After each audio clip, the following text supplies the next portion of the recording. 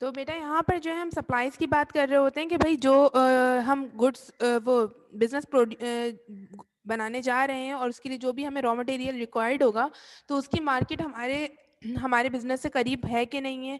Otherwise अगर बहुत दूर होती है तो फिर हमें ट्रांसपोर्टेशन कॉस्ट बहुत हाई बेयर करनी पड़ती है। ठीक है, so that's why we are going to consider the nearest raw material suppliers or providers whenever we choose the location. उसके बाद है गवर्नमेंट हेल्प। गवर्नमेंट हेल्प जो होती है वो बहुत सी तरीकों की होती है। आपको ये देखना पड़ता है, लेट सपोज कि मैं एक बात करती हूँ कि मुझे जो है वो अल्कोहल जो है उसका बिजनेस करना है। ठीक है, तो जाहिर सी बात है मैं एक अल्कोहलिक बिजनेस अगर करने जाऊंगी तो मैं पाकिस्तान में तो बिल्कुल नहीं कर सकती क्योंकि गवर्नमेंट की तरफ से बिल्कुल बैन है। ठीक है, तो मैं एक ऐसी लोकेशन ढूंढूंगी, एक ऐसा कंट्री ढूंढूंगी जहां पर मुझे ये बहुत फ्रीली जो है प्रोड्यूस करने में हेल्पफुल हो। ठीक है, वो गवर्नमेंट जो मुझे हेल्प करे इस चीज़ को प्रोड्यूस करने में और अप्रिशिएट करे और मुझे सब्सिडीज दे, तो मैं ऐसे कंट्री में उस चीज़ को जो है वो प्रोड्यूस करूंगी। ठीक है, इन दिस वे अगर मैं गवर्नमेंट की बात करूं, पाकिस्तानी गवर्नमेंट की, तो मैं पाकिस्तान में ऐसी चीज़ों को जो है वो बनाना प्रेफर करूंगी जो कि गवर्नमेंट जिसकी हेल्प दे करेगी। ठीक है, लाइक गवर्नमेंट होता है कि उसने क्या किया होता है, गवर्नमेंट ने कुछ चीज़ों पे जो है टैरिफ अप्लाई किए होते हैं, हाई टैक्सेस अप्लाई किए होते हैं और कुछ चीज़ों में उसने लीनियंसी दी होती है सब्सिडीज के तौर पर। ठीक है, तो मैं ये भी देखूंगी कि अगर मैं पाकिस्तान की कंट्री को लोकेशन को चूज कर रही हूँ तो मैं जो हूँ ये देखूंगी कि यहाँ की गवर्नमेंट जो है कौन से प्रोडक्ट को प्रोड्यूस करने में ज़्यादा फ्रेंडली है। ठीक है, और किन चीज़ों को प्रोड्यूस करने में वो बैरियर्स लगाती है, रिस्ट्रिक्शंस लगाती है। ठीक है, तो मैं अपने बिजनेस को चॉइस करने के वक्त मैं लोकेशन भी देखूंगी कि मैं अगर पाकिस्तान के लोकेशन में कोई बिजनेस सेटअप करने जा रही हूँ तो वहां पर जो है गवर्नमेंट हेल्पफुल है और नॉट। ठीक है, तो ये चीज भी बहुत ज्यादा कंसिडरेबल होगी। ठीक है, उसके बाद है होम बेस्ड स्टार्टअप्स। ठीक है, 60% of new businesses are started from homes, 2.1 million home based business in the UK. Popular sectors are business and professional services, online trading and food products. ठीक है, तो काफ़ी जो बिजनेस होते हैं वो अपने घर से ही वो स्टार्ट करते हैं। स्मॉल मीडियम एंटरप्राइजेस जो होती हैं ना, वो स्पेशली वो जो बिजनेसेस होते हैं वो अपने घर से ही स्टार्ट लेते हैं। उसके बाद जाके वो जो है कोई ना कोई जब अगर उनका बिजनेस बहुत ज़्यादा एक्सपेंड होने लगता है और प्रॉफिट जो है मैक्सिमाइज करने लगता है, फिर उसके बाद वो अपनी लोकेशन चूज करते हैं कि हमें नेक्स्ट लोकेशन कौन सी चूज करनी चाहिए।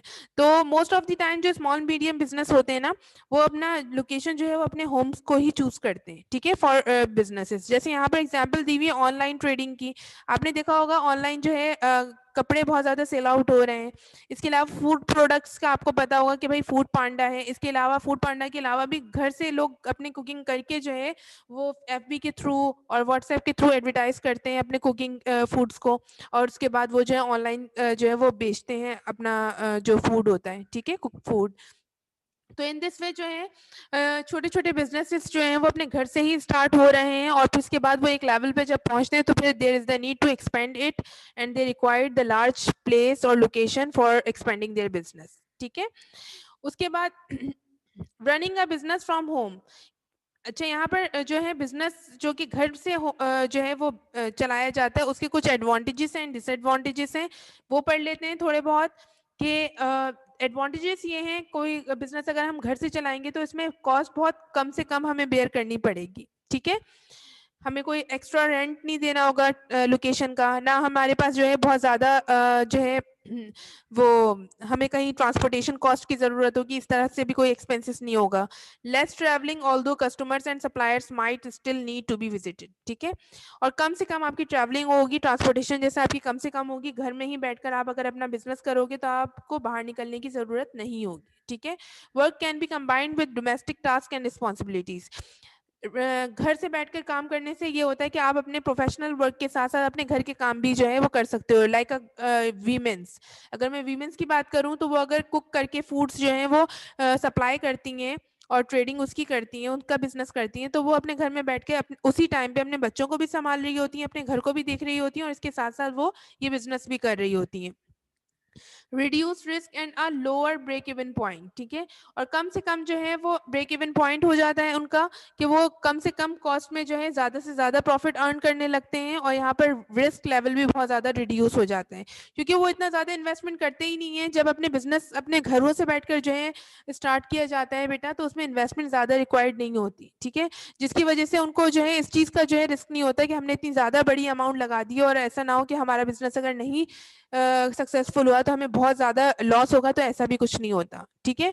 Environmental benefits, lower carbon footprint, ठीक है, इन्वायरमेंटल बेनिफिट्स आपको मिलता है, जिस आपके घर में जाहिर सी बात है कि दूसरी इंडस्ट्री का कोई जो है वो पॉल्यूशंस नहीं आ रही होती, और इस तरह से कोई बीमारियां नहीं लग रही होती, आप अपने घर में बहुत सेफ होते हो, और वहां पर अगर बैठ के अगर आप काम करते हो तो आप अपने हेल्थ इश्यूज से भी जो है अवॉइड कर रहे होते हो, ठीक है। You can wear what you like, ठीक है, और सबसे आसानी की बात ये कि आप अपने घर में बैठ के जो बिजनेस करते हो उसमें आपको जो है ड्रेस कोड की कोई जरूरत नहीं होती, जो जिस तरह से भी रहकर आप जिस तरह से भी इनफॉर्मली जो है अपना बिजनेस रन अप कर सकते हो, ठीक है। In this way there are some disadvantages, requires greater self discipline. अच्छा, यहाँ पर होता ही है कि आपको बहुत ज्यादा जो है सेल्फ डिसिप्लिन चाहिए होता है। Self discipline in the sense कि अगर आपका एक बिजनेस ऐसी जगह पे जो कि आपके घर से दूर है, या आप किसी कहीं जॉब करते हो, तो जाहिर सी बात है फिर आपको इन्वायरमेंट फोर्स करता है कि आपको डिसिप्लिन में रहना होगा, ठीक है। लेकिन अगर मैं घर की बात करूं कि आप घर पर हो, तो आपको जो है सेल्फ डिसिप्लिन लेकर आना होता है। लाइक अगर आपको आपने आपको का टारगेट है कि आप 1000 यूनिट्स कोई चीज प्रोड्यूस करोगे आपके घर में बैठकर, लेकिन उसके साथ साथ अगर आप घर की चीजें भी आप संभाल रहे हो और घर को देख रहे हो, तो आपको अपने सेल्फ के अंदर बहुत ज्यादा जो है वो डिसिप्लिन लेकर आना होता है, जिसमें आप ये देखते हो कि भाई आप जो अपने घर के तमाम कामों को छोड़ के, अपने पर्सनल एंगेजमेंट्स को छोड़ के, अपने तमाम पर्सनल वर्क को छोड़ के आपको अपने बिजनेस में फोकस करना है, ठीक है। तो इसके लिए एक सेल्फ डिसिप्लिन लाना होता है कि आपको टाइमली खाना खाना है, टाइमली आपको अपना जो है वर्क पे जो है अपने टाइम देना है, ठीक है। तो ये इस तरह से आपको अपने सेल्फ के अंदर डिसिप्लिन लेकर आना होता है। Work is often interrupted by callers to the home और बाय द फैमिली। अगर घर में बैठ के आप बिजनेस करते हो तो जाहिर सी बात है अगर कोई रिलेटिव्स आ गए हैं या फिर कोई और मसले मसाइल हैं, तो आप जो हो उसमें इंटरप्ट हो जाते हो। जैसे अगर मैं आप लोगों की मिसाल लूँ एक स्टूडेंट की, तो आप लोग को ये चीज रियलाइज होती होगी कि हम घर में बैठ के जब पढ़ते हैं तो हम ज्यादा नहीं पढ़ पाते बनिस्बत इसके कि हम इंस्टीट्यूट आके पढ़ते हैं, तो है ना। क्यों? क्योंकि घर वाले जो है जब हम घर में रहते हैं तो ये सपोज करते हैं कि हम फारिग हैं और वो हमसे अपने सारे काम करवा रहे होते हैं, ठीक है। लेकिन जो है तो इसी तरह से अगर आप बिजनेस घर में करते हो ना, तो इस तरह से घर वाले जो है ना, अगर मैं कहूँ आपको कि आप जो जॉब करो लेकिन घर में बैठ के करो, ऑनलाइन ट्रेडिंग करो, ठीक है, तो आपके घर वाले सोचेंगे यार ये तो हर वक्त घर पर ही रहता है और इसके पास तो और कोई काम है नहीं, तो इसी से सारे काम करवा लो। तो इस तरह से क्या होता है कि फैमिली मेंबर्स जो होते हैं वो इंटरप्ट कर रहे होते हैं आपके बिजनेस में। Work never goes away, it is difficult to separate work from home life, ठीक है। ये बहुत डिफिकल्ट हो जाता है कि घर के कामों को और अपने प्रोफेशनल वर्क को जो है वो आप सेपरेट करो। Potentially lonely, lack of simulations from colleagues, ठीक है। बहुत ज्यादा अकेलापन महसूस करते हैं आप लोग, क्योंकि आप अपने घर में घर के काम भी कर रहे हैं और ये भी कर रहे हैं। इस तरह से आपके पास कोई कोलीग नहीं होते, दूसरे लोग नहीं होते, आपका सोशल जो कनेक्टिविटी होती है वो कम हो जाती है। Working from home can give a poor impression to potential customers. अच्छा, ऐसा भी होता है जैसे अगर आप मैं टेलर्स की बात करती हूँ, तो गर्ल्स को और बॉयज दोनों को ही मैं कहूँगी कि आप लोग जो हो जब अपने कपड़े स्टिच करवाते होगे, तो अगर आप टेलर्स के पास जाते होगे तो आप जो हो उनको जो शॉप टेलर्स होते हैं, तो वो जो भी रिक्वायर्ड करते होंगे amount for stitching a cloth और ड्रेस, तो आप उनको उनकी अमाउंट के मुताबिक, रिक्वायरमेंट के मुताबिक उनकी अमाउंट देते हो, ठीक है। लेकिन अगर उसी की बनिस्बत अगर आप किसी घर में बैठी हुई किसी औरत से जो है वो कपड़े सिलवा रहे होते हो, तो आप उनसे बहुत ज्यादा बार्गेनिंग करवाते हो, क्योंकि आपको लगता है यार ये इनकी क्या कॉस्ट, ये तो जस्ट घर में बैठ के सी रही है, इनको तो कोई कॉस्ट भी नहीं लग रही। तो इस तरह से कस्टमर्स जो है ना बहुत पुअर इंप्रेशन जो है उन पे पड़ता है अगर आप घर से काम करते हो, तो सही है। Some hidden cost like extra household insurance, potentially higher capital gain tax, when the house is sold, ठीक है। तो इसमें क्या होता है कि एक्स्ट्रा कॉस्ट जो है वो इनकर्ड हो जाती है। लाइक अगर मैं एक छोटी सी एग्जांपल दूं इसकी, तो कमर्शियल बिल्स की देती हूँ कि आपका घर जो होता है ना, अगर आप उसमें जो है शॉप्स निकाल लो या फिर जो है अपना कोई बिजनेस स्टार्ट करके उसका साइन बोर्ड लगा लो, तो वहाँ का जो मीटर होता है ना, कि इलेक्ट्रिक वाले जो है वो कमर्शियल मीटर लगा के चले जाते हैं, और उसके जो पर यूनिट रेट होते हैं वो हाई होते हैं कंपैरेटिवली रेजिडेंशियल यूनिट्स के, ठीक है। तो इस तरह से इन दिस वे जो है आपको जो है कुछ एक्स्ट्रा कॉस्ट होती है वो बेयर करनी पड़ती हैं, लेकिन ये इतनी ज़्यादा नहीं होती, क्योंकि अगर आप अलग से कोई बिजनेस जो है वो रेंट पर लोगे और फिर उसके बाद उसकी आपको ना सिर्फ के इलेक्ट्रिसिटी बिल्स कमर्शियल मीटर के अकॉर्डिंग पे करना होगा, बल्कि उनकी इंश्योरेंस और उनके रेंट भी पे करने होते हैं, ठीक है। Now here are the factors in manufacturing layout, ठीक है। कुछ फैक्टर्स होते हैं मैन्युफैक्चरिंग लेआउट में। टाइप्स ऑफ प्रोडक्ट, ठीक है, कि आपको देखना पड़ता है कि आपका प्रोडक्ट का क्या टाइप है। Product design and quality standard, whether the product is produced for the inventory और for the order, and the physical properties such as the size of the material and product special handling required etcetera. तो आपको यहाँ पर जब आप location जो है choose करते हो, तो आपको सबसे पहले ये देखना होता है कि आप जो प्रोडक्ट जो है you are going to produce, तो वो कितना स्पेस रिक्वायर्ड करता है, ठीक है। समटाइम्स ऐसा होता है कि कुछ आपने देखा होगा, मैकेनिक्स वगैरह की शॉप देखी होगी, तो आपने देखा होगा कि छोटे से छोटे स्पेस में भी वो जो है बस भरते चले जाते हैं टायर्स और डिफरेंट चीज़ों को, ठीक है, क्योंकि उनके जो मटेरियल है, उनकी जो प्रोडक्शन है, उनका जो बिजनेस है, उसको इतना ज़्यादा स्पेस नहीं चाहिए, ठीक है। लेकिन उसी के कॉन्ट्रेरी अगर आप एक किसी इलेक्ट्रॉनिकल आइटम्स की शॉप में चले जाओ, तो वहाँ पर आप देखते हो कि एक बहुत बड़ा सा शोरूम होता होगा, और जो है कैनम्स का वहाँ पर डिसिप्लिन से जो है तमाम रेफ्रिजरेटर्स, एसी ये सब चीज़ें रखी होती हैं, क्योंकि उनकी हैंडलिंग उस तरह से होती है, ठीक है। तो लोकेशन जो होती है, लेआउट जो होता है, वो साइज पे डिपेंड करता है मटेरियल के, और उसकी फीचर्स पे डिपेंड करता है कि आपको जो लेआउट चाहिए वो टोटली डिपेंडेंट है आपके बिजनेस के प्रोडक्ट पे, ठीक है। टाइप्स ऑफ प्रोडक्शन प्रोसेस, ठीक है। अच्छा, ये भी देखना पड़ता है आपको कि आपका जो प्रोडक्शन प्रोसेस है वो कितना लंबा है। लेट्स सपोज मैं ऑटोमोबाइल कंपनी की बात लेती हूँ, तो ऑटोमोबाइल कंपनी का ये होता है कि एक जगह जो है उसका इंजन बनता है एक डिपार्टमेंट में, दूसरे डिपार्टमेंट में उसकी बॉडी बनती है, तीसरे डिपार्टमेंट में उसका जो है डेंटिंग पेंटिंग होती है, फोर्थ डिपार्टमेंट में फिर जो है व्हील्स प्रिपेयर्ड हो रहे होते हैं, फिफ्थ डिपार्टमेंट में जाके वो असेंबल होता है, ठीक है, सिक्स डिपार्टमेंट में जाके फिर वो कंप्लीट कार बनती है, ठीक है। तो इस तरह से आपको पता चला कि यहाँ पर 6 डिपार्टमेंट्स आ गए प्रोसेस के, ठीक है। एक प्रोडक्ट आप एक कार प्रोड्यूस कर रहे हो, लेकिन क्या है, डिफरेंट डिपार्टमेंट से उसकी, जिससे वो होता हुआ गुजरता हुआ जो है वो एक प्रोडक्ट प्रोड्यूस हो रहा है, ठीक है। तो ये जो डिपार्टमेंट्स होते हैं बेटा, तो ये भी जो है आपके लेआउट को बहुत ज़्यादा जो है वो इन्फ्लुएंस करते हैं, यानी कि आपका लेआउट जो होता है टोटली इन पे डिपेंडेंट होता है, ठीक है। अब आपको पता है जितने नंबर ऑफ डिपार्टमेंट्स इंक्रीज हो जाएंगे, आपका स्पेस आपको उतना ज़्यादा चाहिए होगा, ठीक है। फिर इसके बाद है ergonomic considerations, ensure worker safety, avoid injuries and accidents and increase productivity, ठीक है। तो आपको ये भी देखना पड़ता है लेआउट चूज करते हुए कि आप अपना बिजनेस कहीं ऐसी जगह पर तो नहीं सेटअप कर रहे जहां पर ऑलरेडी इतना पॉपुलेटेड इन्वायरमेंट है, जो कि आपके वर्कर्स को जो है उनकी हेल्थ को जो है बहुत ज़्यादा इफेक्ट कर सकता है, या फिर ऐसा कोई बहुत खतरनाक रूट तो नहीं है जिससे आपके वर्कर्स जो है वो आने जाने में जो है एक्सीडेंट्स का शिकार हो सकते हो, ठीक है। ऐसी कोई जो है वो हिल पर तो आपका बिजनेस नहीं बना हुआ है जहाँ से उनको आना बहुत मुश्किल हो। तो इस टाइप की जो है एर्गोनॉमिक जो कंसिडरेशंस होती हैं वो आपको जो है बहुत ज़्यादा फोकस करनी पड़ती हैं during selections of layout. Layout मतलब वही आपकी लोकेशन, ठीक है।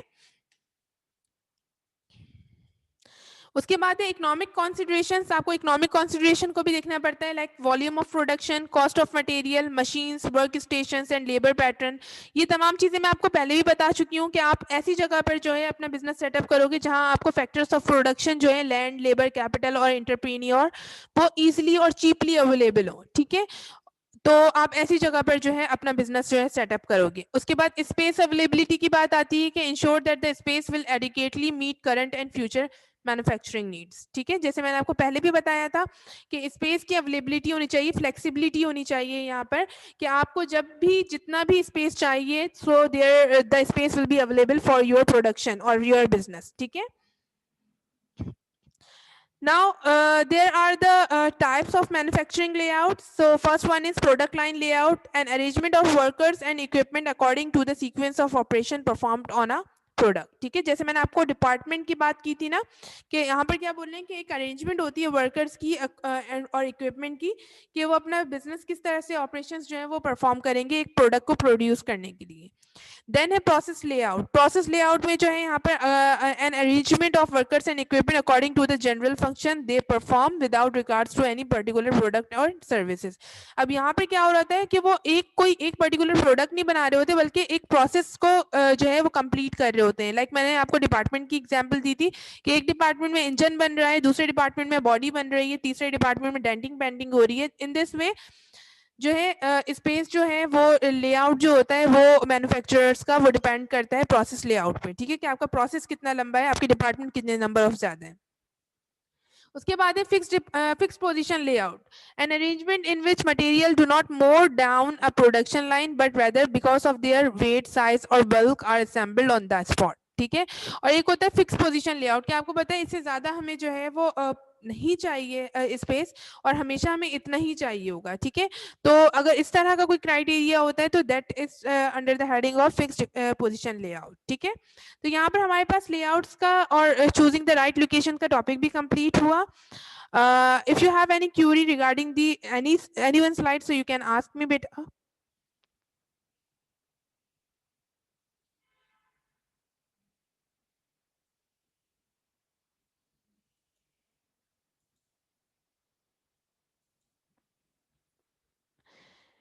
Anybody has any question? Okay बेटा, नो मिस। ठीक है, थैंक यू सो मच। बहुत इंटेलिजेंट हो गए हो घर में रह रहे के तुम लोग। अच्छा चलिए सही है। तो बस सही है, आज के लिए फिर इंशाल्लाह ताला इतना ही है। ठीक है, और इंशाल्लाह ताला नेक्स्ट क्लास में